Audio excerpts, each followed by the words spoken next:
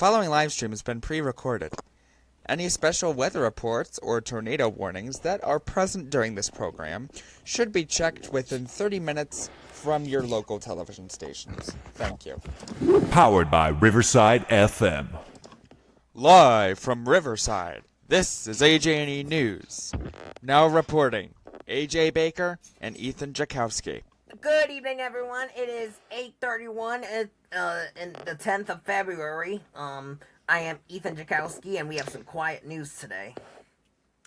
Yes, and I am AJ Baker. For now, we only have 5 stories to cover tonight, so a very small ratio. Of course, that's 5 news stories plus some developing stories that we're updating you on from last night. Yeah. But first, of course, we want to start out with that Savannah Guthrie new groundbreaking information in the case between the disappearance of Nancy Guthrie, the mysterious disappearance of Nancy Guthrie. Should we play a special report music since that was a special report on Actually, as I'm having it in my ears, CBS News is currently doing a special report on the matter, so we will take you to them immediately.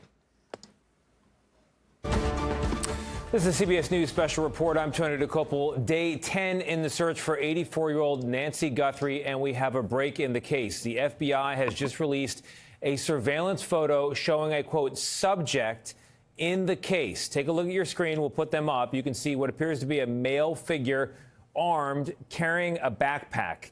These photos are isolated images. They were taken from Nancy Guthrie's home surveillance camera.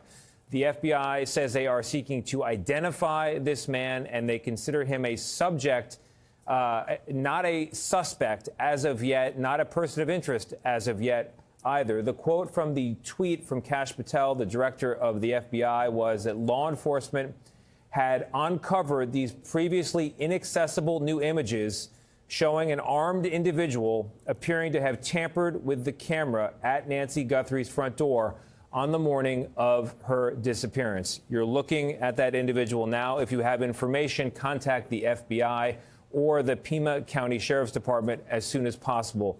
Absolutely chilling photos. I'm here with Anna Schechter, who is a producer in our Crime and Public Safety Unit. Anna, thank you very much for being here.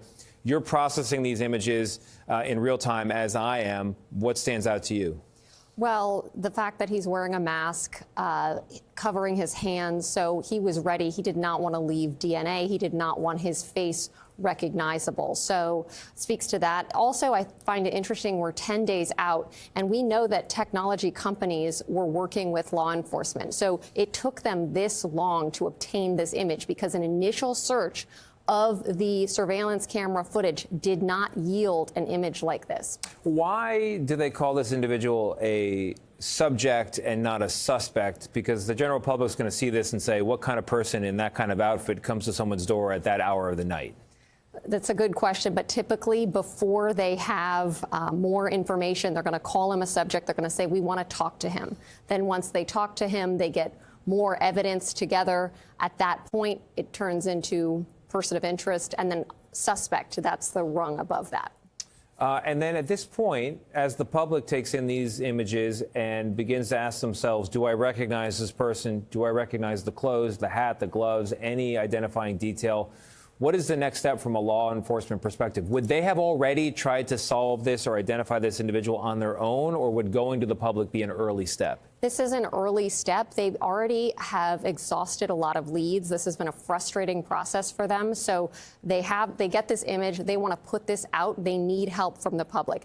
Last night, we got a statement from the FBI saying somebody out there has information. So we don't know if they had this image yesterday or today, but they wouldn't have been sitting on it for very long because they know they need the public's help, especially since so many days have passed.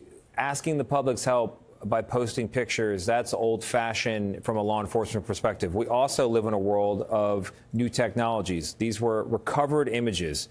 There is AI now that can identify people in some cases based on their gait, based on their body type, their carriage. What's possible? What do we know could be possible in terms of what happens next in that department? Well, it's a great question because you can't see his face, but you can see his body build in one of those images where it's a bit of a wider shot. And so people are going to be on the lookout for that. You also see the specific type of backpack. You see a specific type of zipper on the front of the jacket. All those little clues are going to help people be on the lookout or just go back and try to think back. Did they see anything suspicious Saturday night into Sunday into Monday? Yeah, and the gloves themselves, I don't know if they're rubber, if you can tell. While you're pondering that, I want to go to Jonathan Vigliotti, who's been on the ground there in Arizona and following this investigation. Jonathan, the other party here, not the public, but the Guthrie family. In private, they will be showing these photos. They'll be thinking about them. What do you know on that front? And that's exactly what I was thinking, Tony. As I look at these photos, they are simply haunting. You look at those gloves, they almost look like boxing gloves. It's unclear if these photos represent video that is associated. The gait, the way that this person would walk, that would certainly be identifiable to some degree, along with perhaps the clothes. Of course, these clothes could have been purchased for just this. I just want to give you a little bit of a scene setter because there was, for a while, a lot of question about how the person that committed this crime entered the home. A lot of theories about behind, on the side, but this is the front entrance. You see that archway there. You see the mailbox in that one photo in the distance, and you see the lights of another house. So this wasn't discreet, even though it was early in the morning. This was a bold attempt. There is something in his hand. I can't quite make that out. And then the next question, we have these photos, but how did this person, not of interest, but obviously a lot of interest surrounding this person, flee this property? What vehicle may this person have been in? We do know, speaking with officials, they have been combing the area, the perimeter surrounding what really is an island of a neighborhood here, retrieving traffic camera video. They are trying to weave all of that together so they can identify not just a car at that time, but where did that car go? What other traffic cameras did it pass by? And when I spoke with the sheriff, and the FBI is also confirming this, as of now, there is no solid lead on a car of interest, but clearly a subject here of interest, and a terrifying one at that, Tony.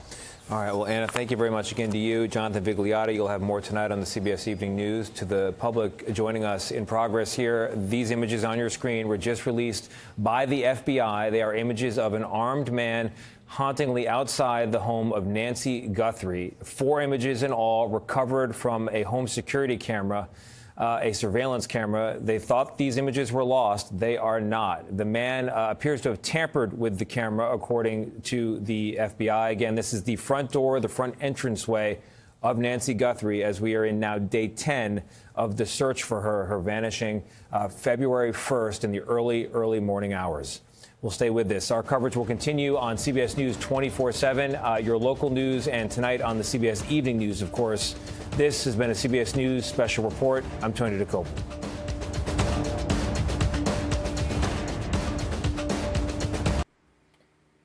And that was the special report about Savannah Guthrie. And like they said, like someone was at the door, and it was an unknown person, and we didn't know what they were carrying.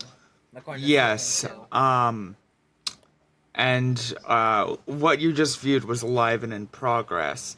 One of the things that, because like initially, because this like didn't, the speculation about this release did not, they're only pushing this release now, CBS. Again, what you viewed was live and in progress. But earlier this afternoon, while I was at school, I had seen some of these images being put out before any reports were made. And one of the... School too? What? You saw it at school too? Yes. Jeez. So I juggle many things in my life. Anyway, one of the interesting things that I think that I thought that was interesting that I will actually pull back up in one of the unknown person's images in the video. So give me a second here. Associated, the gait, the way that this... Can see his body build in one. Okay, so take this for example. The main thing that I noticed here that was kind of suspicious was that the camera picked up, of course, the camera has a light on it. Of course, we already knew that it was very dark to view, to observe, to respect the amount of observatories that are in the area. So we know that it's already dark. So that camera had a light on it. One of the interesting things, the mouth of what it looks like of the ski mask, the section where the nose and mouth should be, is covered by a reflective, something reflective, which makes some people think that there could have been some sort of GoPro also attached somewhere else in his body, which would mean, which has raised questions throughout the community. Is there actual footage of the assailant or whomever we may consider this person grabbing Nancy Guthrie, and physically taking her out of her home? That's one of the questions that many people are asking, at least from what I've seen from the images and the posts and whatever. That I just think is interesting and should be pointed out. Right. Because some other people are thinking about it as well. So Anyway, So if you find Nancy Guthrie, please call 1-800-FBI or like the landline. Again, that number is 1-800-CALL-FBI or the Pima County Sheriff's Department. You can contact them in multiple ways. Anyway, back to the developing stories, which I think AJ has one. Yes, so I have the developing stories for tonight. Parents and students are still recovering after that school shooting in Maryland that we talked about last night. Updates that were 2 hours ago. Excuse me, I'm just recalling this and pulling it back up. Reports say that, let's see, 5 people are now confirmed dead, and 3 people are still in area hospitals. So obviously a few of people's classmates was related to this because they either got shot or they might have been the ones who died in the situation, which is very tragic. But again, school shootings are not really completely new to this country. It's unfortunately common. The other developing story that we have for you is we talked yesterday about the Minnesota candidate's daughter, of which got stabbed to death. This morning, the Minnesota police released a statement from the court and the jurors. The suspect in that case is being convicted on one count of second-degree murder in connection with her death. That's all that is releasable so far from sources. So those are kind of the 2 developing stories for you. I did just add one more story that we're gonna end on, or so we think. Anyway, but it's gonna be a kind of slow night tonight. Anyway, one of my other stories as well. This kind of also leads into a developing story, but we do have a piece to go along with this one. We told you I don't know if it was yesterday or a few days ago, about the San Francisco teacher strike. That is now officially put into effect, now officially in day 2. For more information on specifically what they want and how parents and students are reacting across many San Francisco schools, here's KRON 2 News.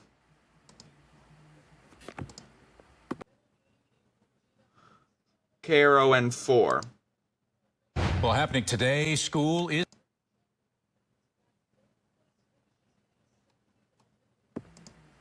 What happened? I'm sorry, we just had a bit of technical difficulties. Let me redo that. Famous again? Let me redo that. This is continuing coverage from the San Francisco teachers strike, which is across San Francisco. Here is KRON 4 News. KRON 4 News. Famous did it. Well, happening today, school is canceled in San Francisco once again as teachers are on strike now for a second day. Yeah, you got tens of thousands of students. They are staying home yet again. KRON 4's Joey Horta live from Balboa High School with the latest on that. Union leaders say they are not backing down until they get exactly what they want. The school district says it can't afford to give in to their demands, and so students are caught in the middle, and their families as well, trying to figure out what to do with kids when they're not in school.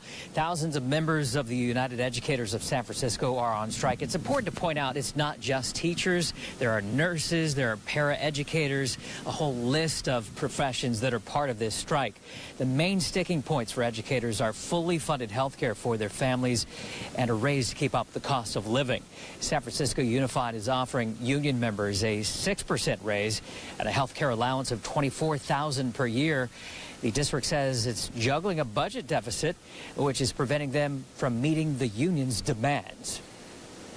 It has taken over 10 months of sounding this alarm, negotiating, asking nicely, and hearing unfulfilled promises to get to this point. We are still being promised one thing and offered another. A strike for the first time in half a century takes courage. It takes sacrifice. It was not what these educators wanted, but they're willing to do what needs to be done to create the schools our students deserve. The San Francisco School District has limited funds, and so we know that there is a certain amount that the district can afford in order to give raises and the health care benefits to our educators. A large crowd of union members and their supporters packed the Civic Center for a rally on Monday. The union's doing another rally today. It's at Dolores Park at noon, and they are going to march to the Civic Center at 1:30.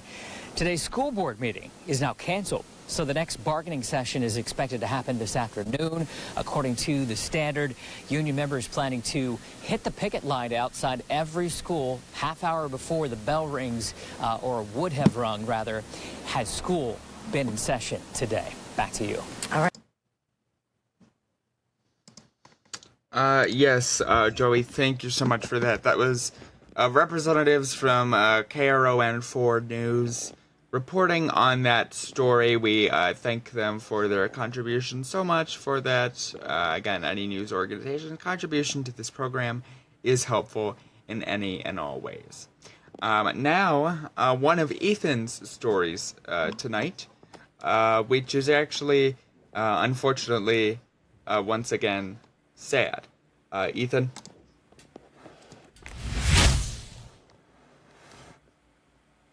Did you say Mario? Okay. I'm ready. Alright, we have some sad news. According to what I read on Instagram, the actor, which I'll show you. Nope, we're not at that point yet. Oh, number 3, sorry. Yeah. No spoilers, Ethan. That's fine. That's just a slip. That's just a tiny little thing. We can get through that. Redo that slide. Anyway, we go over to Ethan for one of his stories this evening, which is actually, Ethan has some sad stories this evening. This is one of his sad ones. Ethan? I'll share that Garrett one later. In the meantime, we have more news this evening on this almost 9 o'clock. No survivors. SCSO says multiple victims after shooting at Sarasota home. ABC 28 has the story. But we do begin here tonight first with that developing story out of Sarasota. Multiple victims, several people dead after a shooting at a Sarasota home. Welcome in here to Tampa Bay 28 News at 5, everyone. I'm Paul LeGrone. And I'm Lauren St. Germain. The sheriff's office tells us it happened around 12:30 this afternoon on Fall Crest Circle in Sarasota. That's in the Amberley subdivision. Tampa Bay 28 reporter Annette Gutierrez is live for us in Sarasota right now. Annette, you've been there since this story broke today. What happened there? Well, there are no survivors. That's what the sheriff's office said happened at this shooting right here at this home. And deputies responded here more than 4 hours ago, and you can see that there is still a really heavy police presence here. We actually have been watching crime scene vans continuing to come into this neighborhood. We also just saw what appeared to be a pet coming out of a car near the home. So we're working to learn more about that. But the Sarasota County Sheriff's Office says around 12:30, deputies responded to a call about shots fired at a home on Fall Crest Circle. There were multiple people involved, but they say there were no survivors. The sheriff's spokesperson said right now they don't know who is the victim and who is the suspect. Investigators say they recovered a weapon, and this appears to be an isolated incident with no threat to the public. I spoke with one neighbor who lives in the area who tells me he was shocked to hear about something like this because it's usually a quiet area. You gotta feel for the family for sure, because I think it's certainly a domestic. I can't see anything else. It's too safe a neighborhood. Now, the sheriff's office tells us that they have responded to this home twice before, but it didn't raise any red flags. Now, again, this is still developing. We are still working to learn a lot more details, like who the suspect is and just how many people died in this incident. But you can stay with Tampa Bay 28 for all of the updates on air and online. Reporting in Sarasota, I'm Annette Gutierrez, Tampa Bay 28. All right, Annette, thanks for that. And like she said, there were no survivors. SCSO says multiple victims after shooting at the Sarasota home. So they're like investigating the shooting at 4822 Fall Crest. Yeah. So anyways, let's go with my best co-anchor that hosts game shows a lot, like Pressure Luck, with the next story. All right, thank you so. Actually, hold on.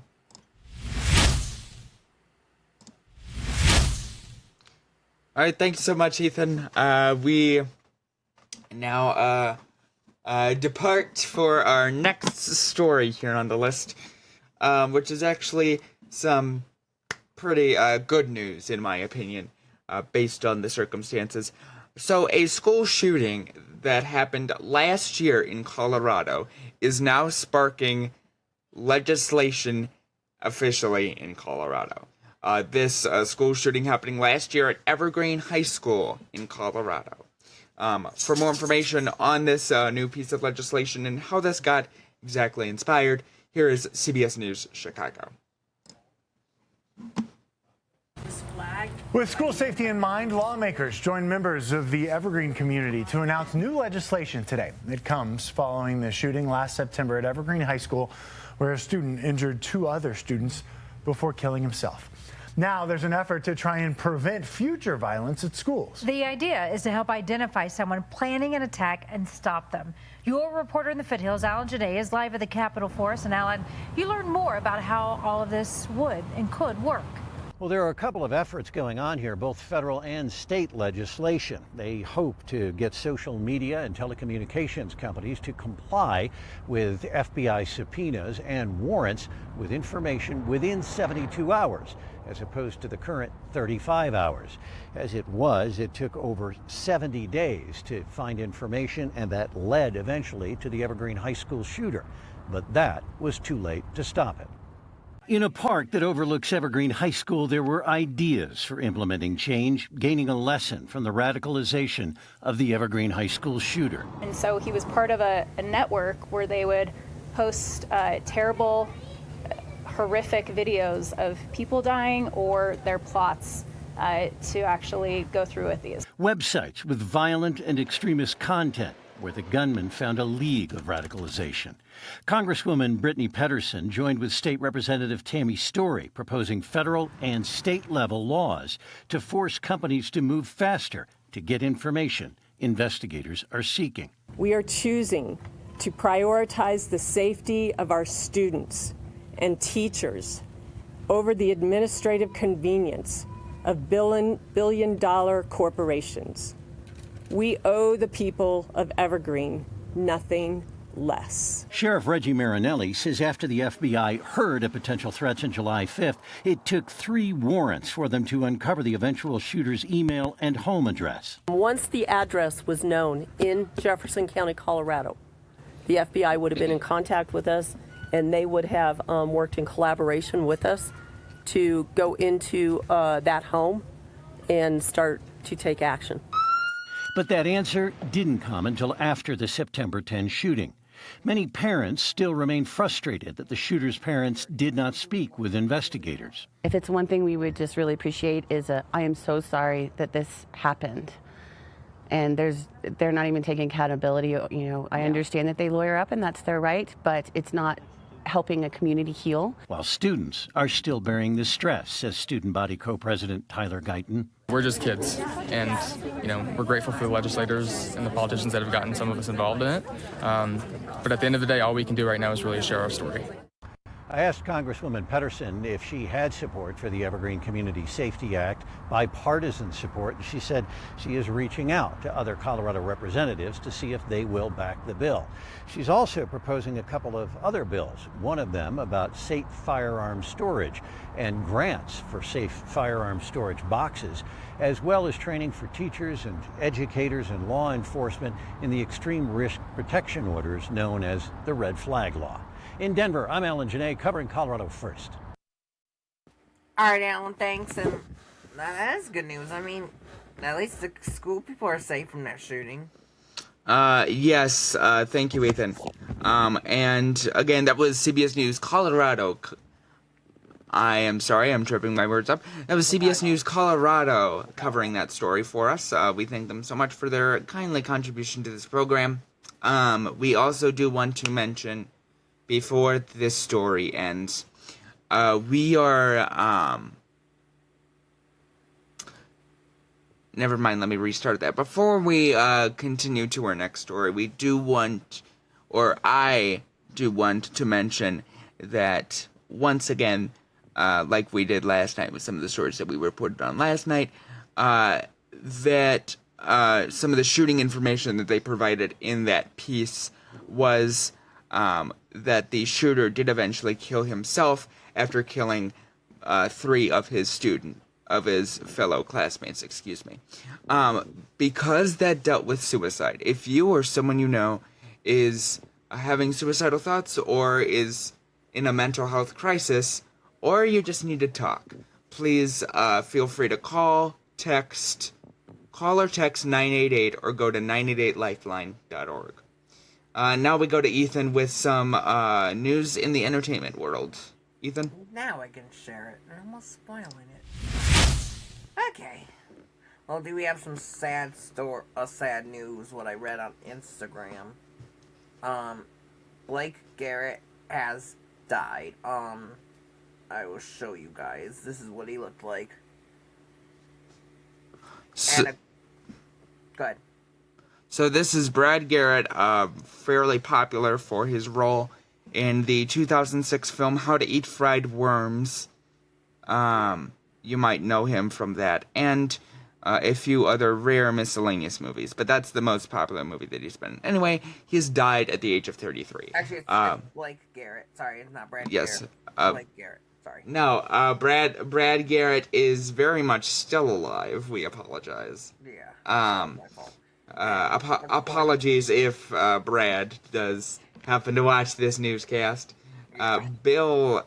Blake Garrett. Oh Bill? my God. Where'd you get Bill from? Blake Garrett has died at the age of 33. We have entertainment tonight with more information. And according as what I read before we played it, yep. Apparently he died from a sudden medical emergency. He was 33. Entertainment Tonight has a story about this.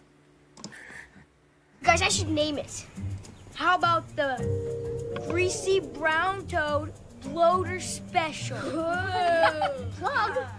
What's the matter, not French enough for you? Blake Garrett, best known for his role as Plug in the 2006 film How to Eat Fried Worms, has died. He was 33.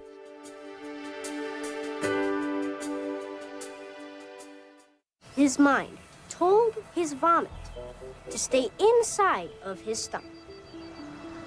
It's impossible. Yeah, puke has a mind of its own.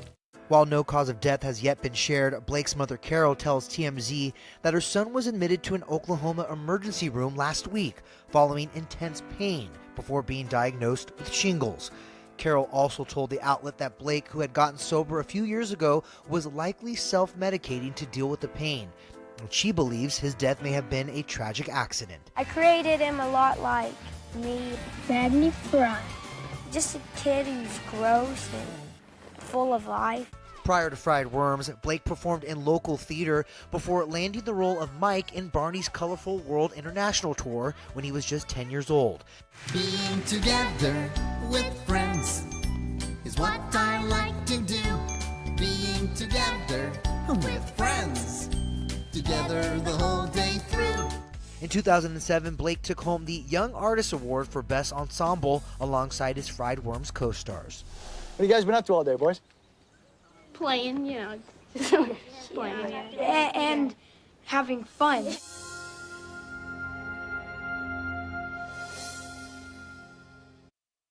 And that was Entertainment Tonight with that story. Thanks so much. Like AJ said, he was from that 2006 movie, How to Eat Fried Worms, and also on that Barney Live thing. And he was 33, and once again he died because of medical emergency. Anyways, I think that's the next story is our last one, isn't it? We actually have two more that I added. We actually have one more that I'm added in that I put for you. I will be sending that to you in just a moment while this next story is playing. But California has legalized license plate readers. A few years ago, California officially legalized these license plate readers. Now, they are becoming a concern not only for pedophiles or perverts or people of that nature, but also just as a simple invasion of privacy. For more information on this, we go to CBS Los Angeles. A new license plate reader system in Ontario is already helping take dangerous people off the streets, including an attempted murder suspect. That's right. CBS LA's Cara Finstrom shows us how police departments across the state are using a camera system that's also fueling a debate over privacy. Ontario police say they were able to quickly arrest an attempted murder suspect and rescue a woman who'd been assaulted because of the help they got from one of these. This is one of the department's nearly 150 license plate readers. The reporting party who called 911 said that there was a woman screaming for help. Corporal Irmas Makeda says Ontario officers rushed to a motel on North Grove last week, but that the woman was gone. Detectives believe her former boyfriend abducted her. During the investigation, it was learned that the victim had attempted to escape, at which point the suspect dragged and beat the victim, dragged her back into the vehicle, physically assaulted her, and threatened her with a knife. Witnesses at the motel gave officers the license plate of the suspect's car. They plugged it into the Flock license reader system and within minutes had a hit. The officers that are working in the real-time information center will be able to watch it on the screen and actively track it. Here in Ontario PD's recently opened center, officers can monitor the cameras which were installed in public places like intersections. On January 18th, they tracked responding officers as they stopped the car, handcuffed their suspect, and took the woman who had severe injuries to the hospital. In these types of investigations, seconds matter. That break for Ontario PD comes as the state's attorney general ramps up his efforts to ensure privacy rights are also protected. El Cajon and its police department have refused to comply with this law. Months ago in San Diego County, Attorney General Rob Bonta accused El Cajon's police department of illegally sharing Flock system data with agencies in other states. Bonta says under California law, that sensitive data is not allowed to leave the state so that it remains under rigorous privacy protections. And he says if it does leave, it could end up being used by the federal government, which is also against state law. Whether that's for immigration enforcement, surveillance of protesters, tracking, individuals traveling here for reproductive care or gender-affirming care. To share data through the camera system, the agency needs to be a customer of Flock, and we do not contract with ICE, CBP, or any division of DHS. Can they indirectly share? That's not for Flock to say. A lot of local agencies across the country do collaborate with different federal authorities. A Flock spokesperson tells us they also added system filters in California to help stop any banned sharing of data. Meanwhile, El Cajon leaders have questioned the Attorney General's legal interpretations. A judge now said to weigh in on that case February 13th. Cara Finstrom, CBS LA. Cara, thank you. Yes, that was CBS Los Angeles covering that story. Before we move on to Ethan's story, I do have another real quick alert for you about that school shooting in Maryland. Once again, AJ&E News has just learned from CBS News Baltimore that the suspect in that case is being charged as an adult for all of his crimes currently being assessed against him. Ethan. Thanks, AJ. There we go. There's that sound. Okay, let me get my Discord open. Open Discord, Siri. You? Okay. All right. Thanks, AJ. All right. How many stories we got? One more or two more? This is the last one for the night. Here we go. That means I can host me after this. All right. Anyways, Maryland Congresswoman presents legislation. Sorry, guys, if I'm pronouncing that word wrong. Legislation. Thank you. Bearing ICE detention facility from Washington County. God, I need to get some sleep soon after this. Okay, it's a good thing that it's the last part of the story. So, to just let me give some context before I play the piece in question. The Minnesota Congresswoman in question has proposed a bill to the United States Congress about this specific issue. Here's CBS 9. Congresswoman April McClain Delaney is introducing legislation to prevent ICE from opening a detention center in Washington County. This comes the same day immigration officials went before Congress and defended President Trump's national immigration crackdown. Erica Brown has more tonight from Capitol Hill. The leaders of ICE and U.S. Customs and Border Patrol faced questions Tuesday from the House Homeland Security Committee about the Trump administration's immigration crackdown. From January 20th, 2025 through January 20th, 2026, ICE has conducted nearly 379,000 arrests. It's their first appearance before lawmakers since federal agents fatally shot Alex Preddy and Renee Good in Minneapolis. Mr. Lyons, will you apologize to the family of Renee Good for being called a domestic terrorist by the president and his leadership? No, sir. Will you apologize to the family of Alex Preddy for also being called a domestic terrorist? Sir, again, I'm not going to speak to any ongoing investigation. The immigration officials testified that protesters are obstructing operations and creating a deadly environment. Why is it that there is so much tension in Minneapolis, St. Paul right now? Because paid agitators are actively trying to stop law enforcement action. Democrats on Capitol Hill are demanding significant ICE reforms before they agree to fund the Department of Homeland Security, with funding set to lapse at the end of the week. How many government agencies, Mr. Lyons, are you aware of that routinely kill American citizens and still get funding? Ma'am, I'm not going to entertain that. Of course you're not. Exactly. Republicans have warned that a DHS funding lapse will hurt the country. Shutting down DHS makes America less safe and negatively impacts thousands of federal employees like those at TSA and CISA.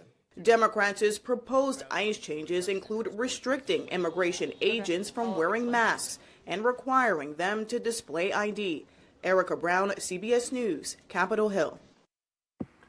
All right, Erica, thank you. And that is all the time we got for the evening news.